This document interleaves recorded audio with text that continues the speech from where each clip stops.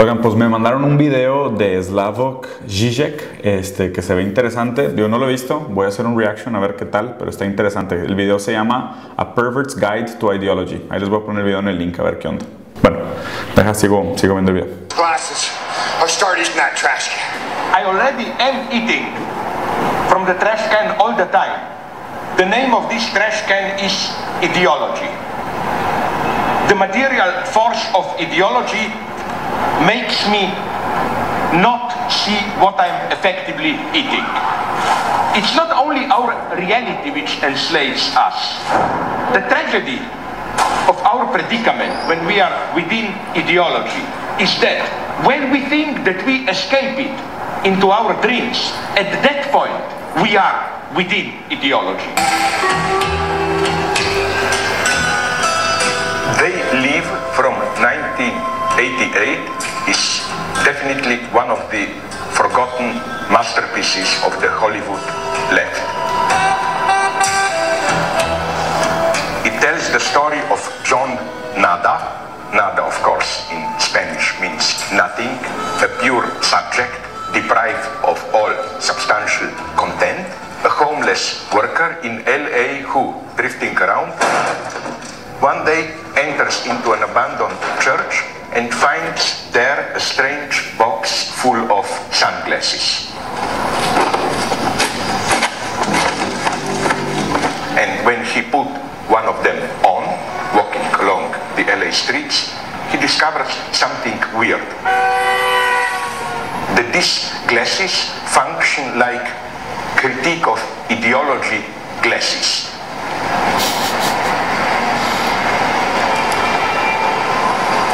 They allow you to see the real message beneath all the propaganda, publicity, glitz, posters, and so on. You see a large publicity board telling you have your holiday of a lifetime, and when you put the glasses on, you see just on the white background a gray inscription. We live, so we are told, in a post-ideological society. We are interpellated, that is to say, addressed by social authority, not as subjects who should do their duty, sacrifice themselves, but subjects of pleasures. Realize your true potential, be yourself, lead a satisfying life. When you put the glasses on,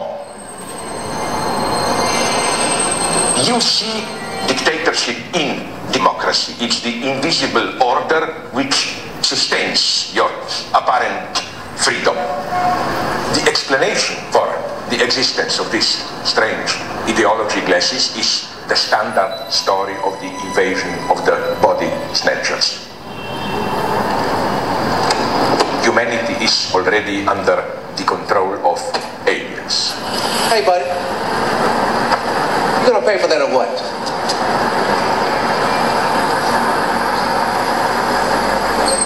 Look, buddy, I don't want no hassle today. Either pay for it or put it back. According to our common sense, we think that ideology is something blurring, confusing our straight view. Ideology should be glasses which distort our view. And the critique of ideology should be the opposite, like you take off the glasses so that you can finally see the way things really are. This precisely, and here the pessimism of the film of They Live is well justified, this precisely is the ultimate illusion. Ideology is not simply imposed on ourselves. Ideology is our spontaneous relationship to our social world, how we perceive its meaning, and so on and so on. We, in a way, enjoy our ideology. All right. To step out of ideology, it hurts. It's a painful experience. You must force yourself to do it.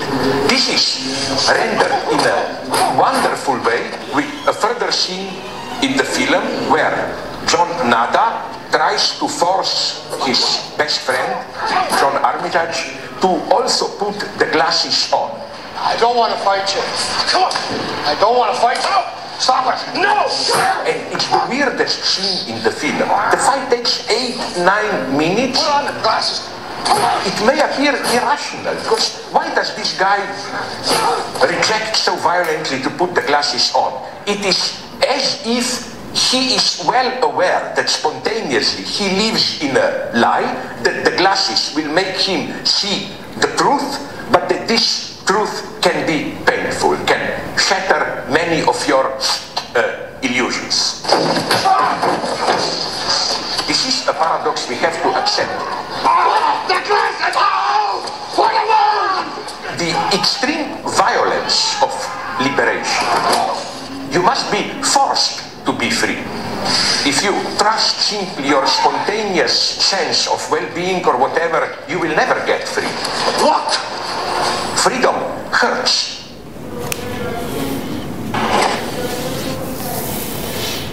Está bien interesante el análisis. Quiero entender cómo define Slavok la ideología.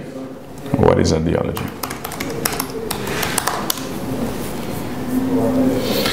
A system of ideas, especially one that forms a basis of economic and political theory and policy. Okay, ¿qué es una ideología? Está bien interesante. ¿Sabes por qué a la gente le da tanto miedo a las películas de terror, sobre todo las que tienen que ver con Satanás o con Dios? Por eso mismo, porque rompe una ideología. O sea, es bien difícil, pero la manera como interpretamos nosotros el terror, y de hecho está bien raro, en psicología se dice que el miedo es el miedo a lo real. ¿Okay? Lo real es aquello que escapa a la subjetividad o nuestra capacidad de entender las cosas. Lo real es lo que está escondido atrás de nuestras ideologías, por decirlo así, como lo pone de alguna manera o sea, como lo está presentando él aquí.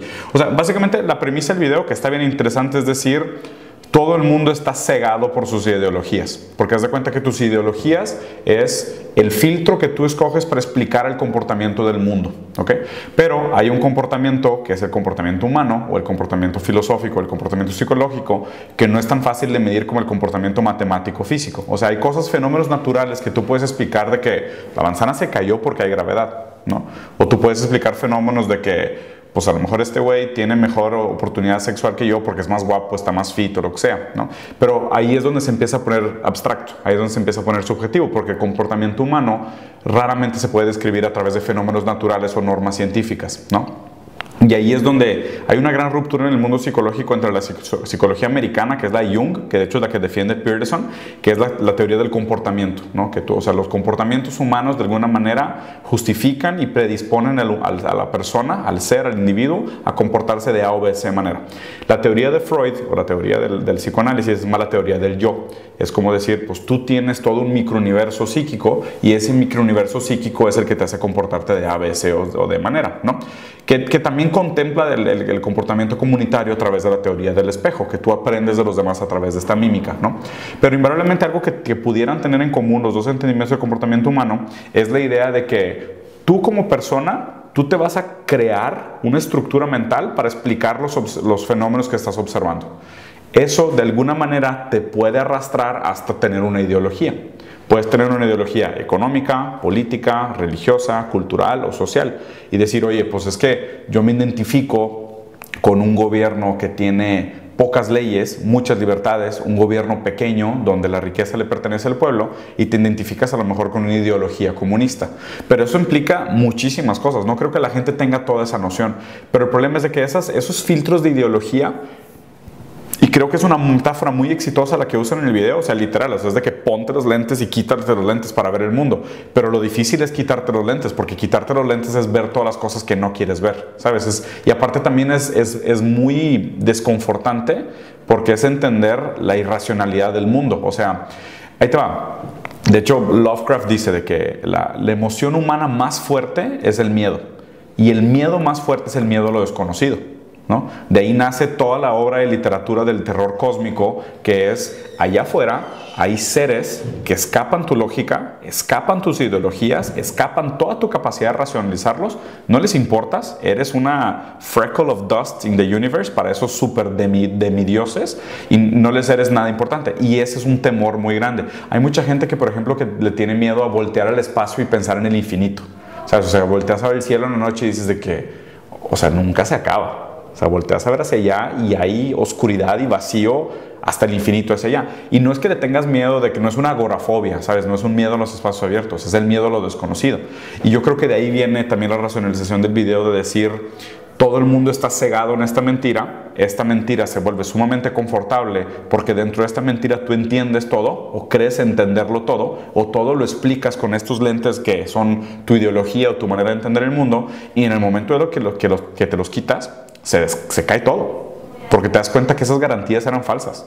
O sea, te das cuenta que todo eso que pensaste que era tu manera de explicar el mundo realmente no sirve para nada. O sea, te lo he dicho más de un par de veces, al universo no le importa si lo entiendes. O sea, es desconfortante.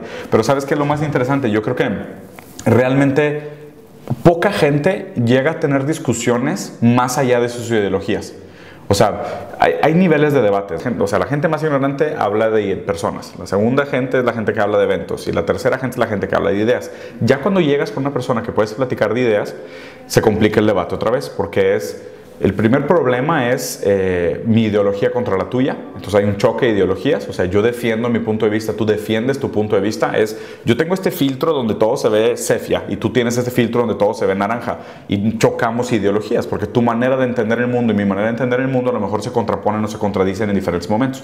Y luego la otra complejidad es, usamos palabras que creemos que significan lo mismo y a lo mejor la cadena de significantes de las palabras que usamos es bien distinta, ¿no? O sea, como cuando ayer que vimos el video de este reaction existe la cultura de la violación. ¿Qué es cultura? ¿Qué es existir? ¿Qué es violación? A menos de que tengamos un consenso de esas tres palabras, vamos a estar debatiendo sobre dos cosas que no tienen nada que ver. Y a lo mejor estamos hablando de puntos anecdóticos y tú desde tu punto de vista tienes toda la razón y tu ideología te lo justifica y yo desde mi entendimiento tengo toda la razón y mi ideología te lo justifica.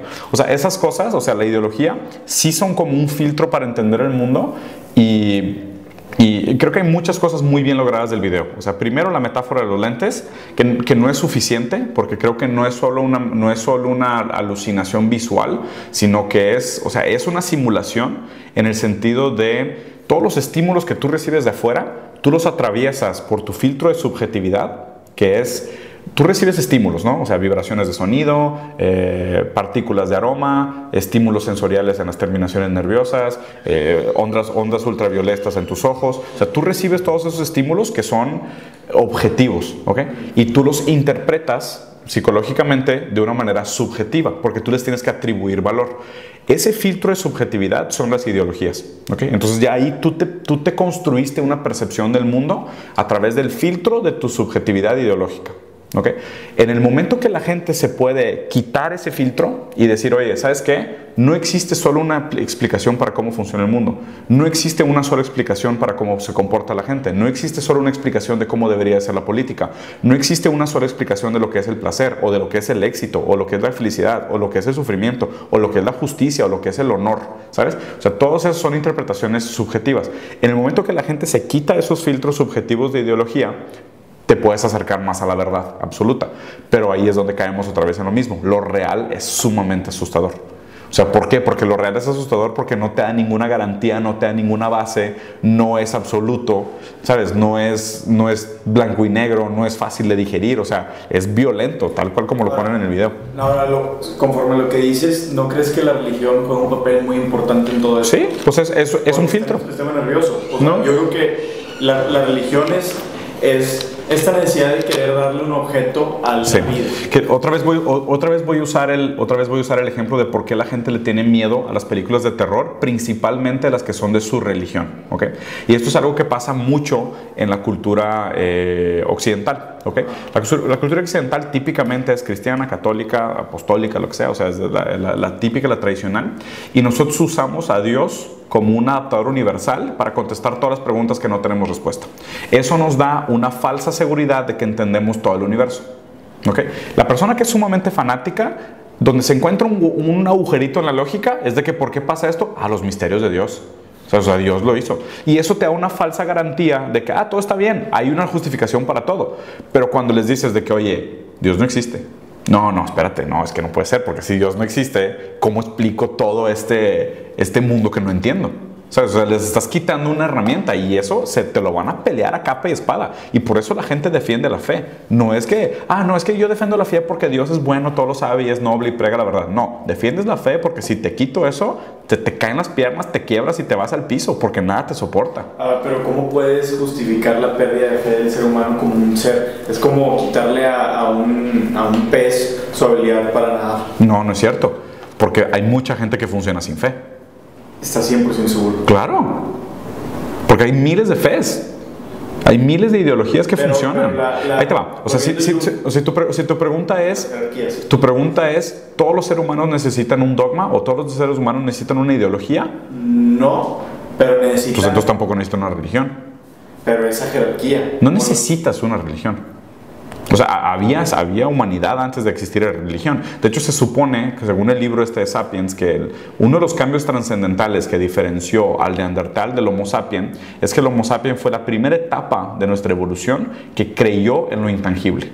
¿Okay? Y eso une al ser humano. La creencia en lo intangible es lo que une a las masas, pero no tiene que ser una deidad. O sea, yo creo que ese pensamiento politeísta, antropomorfa, es muchísimo más reciente. O sea, y es mucho más eficiente, pero también es mucho más reciente, lo cual no lo hace indispensable.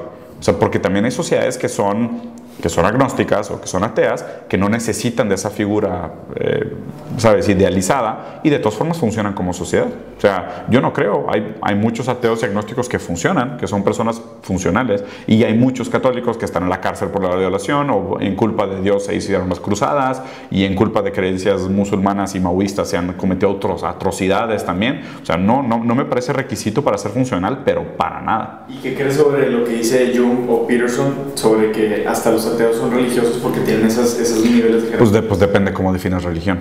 Claro. O sea, es un juego de palabras. Pero, o sea, ¿cómo defines religión? Yo en la mañana estaba leyendo que religión, según Freud, según el yo más bien, es esta necesidad de darle un objeto al yo. Que el yo tenga un objeto. Pues es la definición, o sea, pero pues pregúntale a la mayoría de la gente. Lo que pasa es que por eso tu statement no es peligroso. O sea, si es esa la definición de religión, estoy de acuerdo. O sea, porque todo el mundo necesita encontrar esta construcción de jerarquías o del valor del yo versus los demás, o tener una tensión creativa de lo que soy versus lo que debería de ser, tener ese super yo. O sea, en ese punto estoy de acuerdo, pero yo creo que la gente se va a confundir porque cuando digas que todo el mundo tiene religión, aunque sea ateo, la gente va a pensar, pues tienes un dogma, ¿sabes? O sea, tienes una... Sí, ese es el tema, porque ahí es donde se pierden los debates. O sea, la gente va a malentender lo que estás diciendo, va a pensar que estás usando la misma definición que ellos y no lo estás haciendo. Ahora, una pregunta complementando esto es, ¿cuál es el objeto de un animal entonces? ¿Cuál es el objeto de un animal? Sobrevivir. Entonces, el humano, por ende, también tiene su objeto. No, o sea... Y eso justifica que la religión es un virus del humano, ¿no crees? Mira, no sé por dónde vas con la pregunta. O sea, ahí te va. De hecho, o sea... La manera como yo lo veo, o sea, parte de mi ideología es la parte de antropología y psicoanálisis, ¿no? Entonces, desde mi entender, y lo poco que entiendo del tema, porque tampoco soy experto, es el ser humano se vuelve sujeto cuando está atravesado por la palabra. Atravesado por la palabra quiere decir que tú eres obligado a hacer de algo objetivo, o sea, un objeto, lo haces subjetivo, porque tú le tienes que atribuir un valor y un significado. ¿Okay? En esa construcción de atribución de valores y significados es donde nosotros como Homo sapiens, que podemos creer en más allá de lo percibible, casi como los Thundercats, es decir, construimos estas fantasías, y estas fantasías unen a la gente porque tenemos una creencia en común. Los animales no tienen eso. O sea, los animales no tienen creencias en común. ¿Tú sabías que si tú le pisas la pata a un perro, el perro no entiende si fue accidente? O sea, el perro siempre va a pensar que fue a propósito. Porque no saben, o sea, no saben simbolizar y no tienen interpretación subjetiva. O sea, para el perro no existe el bien y el mal, por decirlo así. ¿sabes? O sea, porque todos los actos son objetivos, o sea, todos los actos son de supervivencia. O sea, en la naturaleza, o sea, tú no ves a un león comiéndose a un bebé alce y dices, he's vicious. No, es su naturaleza, es parte de su instinto de supervivencia y es matar o morir. No existe el bien y el mal. El bien y el mal es una interpretación subjetiva, porque, o sea, tiene que haber libre arbitrio, tiene que haber una intención, tiene que haber una ideología, o sea, es muy distinto. En ese sentido, o sea, también creo que es como una acusación decir la religión es un virus. O sea, pues es que no sé, o sea, pues lo estás refiriendo a un virus, ¿por qué? ¿Porque es contagioso? Porque es algún glitch en el ser humano, en el funcionamiento. Pero pues también tiene su rol, o sea, también ha jugado su parte, ¿sabes? O sea, no, me es demasiado difícil polarizarlo y decir todas las religiones son negativas para el avance de la humanidad, si quieres, porque también lo tendrías que ver, o sea, como ¿para qué? O sea, ¿cuál es el objetivo de la humanidad? To thrive. ¿To thrive o to survive? To survive. No, to thrive, yo creo. Dependiendo, digo, define humanidad. Ese es el tema, ¿ya ves? Entonces, cuando empiezas a poner esos peros, se vuelve bien fácil de tumbar el statement, porque es, o sea, necesitamos de la religión, depende para qué. O sea, y de nuevo, a mí me es muy difícil hablar de esos temas en un punto de vista genérico, porque son muy individuales. ¿Sabes? O sea, como sociedad necesitamos un sistema de ideologías o un sistema moral que defina lo que está bien o mal. Mira, en una utopía, si la educación hiciera ese trabajo, no necesitarías del dogma. O sea, no necesitarías de la religión, porque la educación hizo un muy buen trabajo y todo el mundo salió claramente con una identidad y un entendimiento y una empatía de lo que es el bien y el mal, ¿ok? Digo, estás descartando mucho del comportamiento y la condición humana, que siempre va a tener ese lado perverso y malvado y vicioso y, ¿sabes? Y megalomaníaco y me voy a aprovechar de los demás para salir adelante. Pero vamos a suponer que sí, pues en ese contexto a lo mejor no necesitas la religión, pero la verdad es de que hoy por hoy, o sea, siendo pragmáticos a cómo funciona la sociedad hoy, pues a lo mejor sí necesitamos algunas religiones, o más bien, hay personas que sí necesitan de la religión, porque no tienen nada más, ¿sabes? O sea, porque, mira, me da mucho miedo cuando la gente dice, yo no mato porque es pecado. ¿Sabes? Es que, oye, pues no deberías de matar porque, por respeto a la humanidad y por empatía y porque pues, es sentido común y pues, no voy a decir sentido común porque es el menos común de los sentidos, pero, o sea, deberías de saber que matar está mal por lo que implica, ¿no? Por humanidad, por comunidad, por vivir en equipo, por lo demás. No debería darte miedo el infierno y nomás por eso no matas, porque si mañana te prueban que no existe Dios, ¿qué vas a decir? Ah, pues voy a matar a todo el mundo. Ya no hay consecuencias, ¿sabes? O sea, las consecuencias deberían de estar ligadas a una moralidad real y no una moralidad fantasiosa, porque la moralidad fantasiosa suena como un parche para el comportamiento. Y la moralidad real, o sea, la moralidad de autocrítica, de autoconocimiento, pues esa no depende de parches. O sea, esa a lo mejor si te desconstruyes tú, pues se te cae, pero si se desaparece Dios, pues tú sigues funcionando. La frase es: quien posee el arte y la ciencia tiene religión. Quien no los posee necesita la religión. Exacto. Sí, claro. O sea, estás equivalente. Sí, porque el otro, o sea, aquí es, tú tienes ciencia, tienes arte, entonces tienes también religión, porque, o sea, tu manera de entender el mundo y tu profundidad de entender las cosas, y quien no las tiene la necesita, porque le urge, ¿sabes? O sea, le soporta toda, le valida, o sea, le estructura, le da forma a la realidad. Entonces, ¿sí? ¿Qué nos dice esta equivalencia? Que la religión parcha hoyos. ¿Y qué nos dice de la condición humana? ¿Por qué, en primer lugar, por qué tiene que existir? Porque el ser humano tiene una necesidad de entender el mundo que lo rodea. O sea, y hay gente que se va por el camino fácil y explica el mundo que lo rodea a través de modelos ideológicos de pacotilla, o sea, de microondas, y se los traga y se los cree y está ciego hacia el mundo y pelea uña, diente y sangre para no salir de su concepto ideológico, porque eso le explica el mundo. Y hay otra gente que busca explicar el mundo de una manera más profunda, que viene con la curiosidad y viene con la educación y viene con la sabiduría y viene con la experiencia y viene con la práctica, pero también viene con mucho sufrimiento. Cool. ¿Les buen video? O sea, tiene un par de buenas ideas. Ahora, lo único que de ese video no me gustó fue que el vato estaba backing up, backing up la escena de la película, que yo sé que no son palabras de Sec, pero es la escena de la película que se pone los lentes y en un anuncio ve Obey. Sí. Que se me hace bien ridículo. Es de que, güey, estoy haciendo un símbolo de un monstruo que te está diciendo. Todo está grabando, ¿verdad? Pero ahí te va, por ejemplo, cuando vas por la carretera y ves un letrero de límite de velocidad, ¿qué dice? Obey. Ok.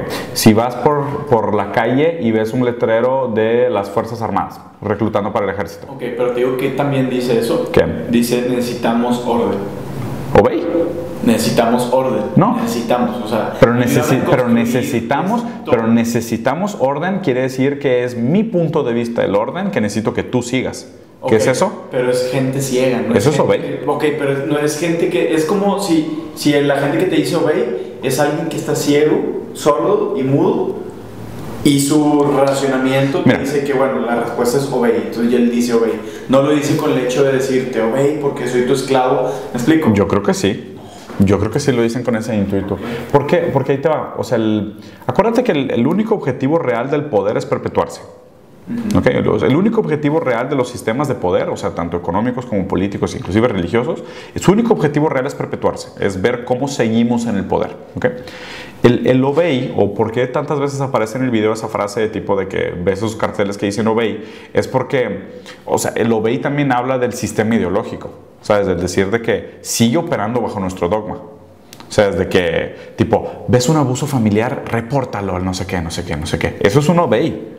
O sea, eso es una manera de decir obey. O es de que, tipo, inclusive cuando ves esos anuncios de tipo de que los niños más inteligentes del estado van al liceo, no sé qué. O sea, es un tipo de obey porque nosotros juzgamos la inteligencia o la capacidad humana de esta manera. Y así te vamos a estar comparando contra todos los demás. O sea, tienes que meterte este tema de regla. A mí sí se me hace que es un tema de obey como de la gente que está en control, exigiendo que la gente que quisiera estar en control se comporte bajo sus reglas.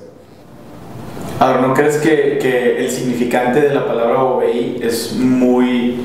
Obedece. Pero es que, ¿sabes qué? También, digo, si quieres después pongo el link en el video. Hay un video bien antiguo de Lacan, de cuando estaba dando una conferencia en París. Y él está dando una conferencia, y él es bien raro. Digo, sería chido que lo vieran porque es una persona que habla de una manera bien extraña, ¿no? La conferencia es en francés, pero tiene subtítulos. Y él está hablando en francés y de repente se mete un chavo y arriba de su mesa se da cuenta que truena un huevo, tira una botella de agua y lo empuja. Y este güey de que, ¿qué estás haciendo? Y el chavo le dijo de que no, pues de la misma manera que tú tienes tu libertad de expresión para venir aquí, pararte en el público y expresar tu punto de vista, pues yo también tengo el mío, ¿no? Está bien interesante porque Lacan inmediatamente se da cuenta de que este chavo tiene algo. O sea, este chavo está a punto de tener un brote psicótico. O sea, está muy frágil, o sea, su temperamento está muy frágil. Entonces Lacan lo ves como él se mide, él se comporta de una manera muy prudente, como diciendo de que, claro, platiquemos, ¿sabes? De que, ¿cuál es tu punto que vienes a exponer? ¿No? Y el chavo empieza inmediatamente a radicalizar y rebelarse contra la autoridad y decir, la policía no nos deja expresar nuestro punto de vista, el gobierno no nos permite tener la anarquía que mereceríamos como seres humanos, todos nos quieren controlar, todos nos limitan, no nos permiten hacer lo que nosotros queremos, los jóvenes estamos callados y no sé qué. Y después, y Lacan le empieza a dar como de que sí, tienes razón, o sea, sí, hay un chorro de cosas que deberían de cambiar. ¿Qué te parece si organizamos un foro para platicar de esto? Y así, o sea, como que lo trata de trabajar de una manera muy amena. Y el chavo, al ver que no logró la reacción que quería, porque la reacción que quería es que todo el mundo se enfureciera, y como vio que no lo logró, él se empieza a enfurecer. Y él se empieza a poner agresivo y le escupe a Lacan y todo, y luego ya se mete a alguien y lo saca. Y Lacan termina el video diciendo de que lo único que busca una rebelión es un líder nuevo, un dictador nuevo, y siempre lo consiguen. O sea, ¿qué pasa? Eso del obey, cuando la gente se rebela, y ahí es lo raro, cuando tú te rebelas contra un sistema, muchas veces lo que el sistema hace es reinventarse o reemplazarse por otro sistema. Lo único que hiciste fue cambiar de dictador. La única manera realmente de cambiar ese ciclo vicioso es a través de la introspección, es a través del conocimiento y decir, oye, pues déjame quito mis lentes dogmáticos ideológicos y veo las cosas lo más cercano posible a cómo son, más allá de mi filtro y mi capacidad de entenderlas, porque si no, te vas a pasar de un dictador a otro. Y hoy tu Dios es este, y mañana tu Dios es el dinero, y después tu Dios es la música, y después tu Dios es la filosofía, o sea, pero sigues teniendo un Dios. O sea, sigues sin tener tú las respuestas, tú sigues buscándolas afuera. ¿Sabes? Está bien interesante, voy a poner el link ahí para que lo vean también, de cómo esta juventud tiene esta necesidad revolucionaria y nada más pasa que cambia de Dios.